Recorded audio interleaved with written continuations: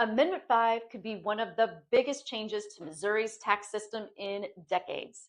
Before you vote on August 4th, let's talk about the nuts and the bolts of what it actually does.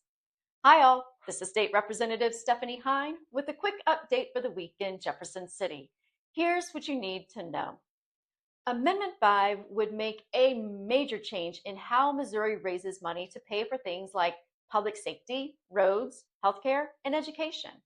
First, it requires future lawmakers to reduce and eventually eliminate Missouri state individual income tax.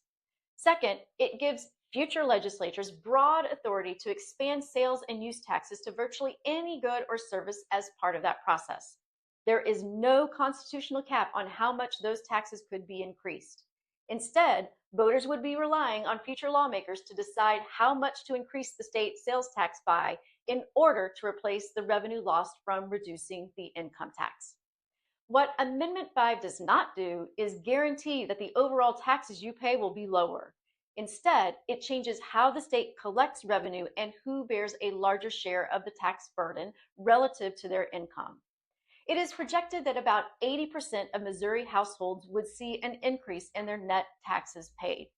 So, what's at stake? Today, Missouri gets roughly two-thirds of its general revenue from the state income tax. That's about $8.5 billion each year. Amendment 5 would put the state on a path towards replacing that revenue in other ways, and those decisions would, again, be left to future lawmakers. One estimate suggests that for every $1 billion in income tax revenue the state loses, lawmakers would need to increase sales taxes by 1 percentage point or expand what is taxed or use some combination of both. Whether you support Amendment 5 or oppose it, this proposal represents significant change in how Missouri funds state government. And it requires you to trust the decisions of future lawmakers to increase sales taxes as they see fit. That's a big ask. Before you vote, I encourage you to read the amendment, do your research, run the numbers for your own household, and make sure you understand what it could mean for Missouri's future. Thanks for watching. Stay engaged, stay informed, and follow along as I continue to discuss different aspects of Amendment 5.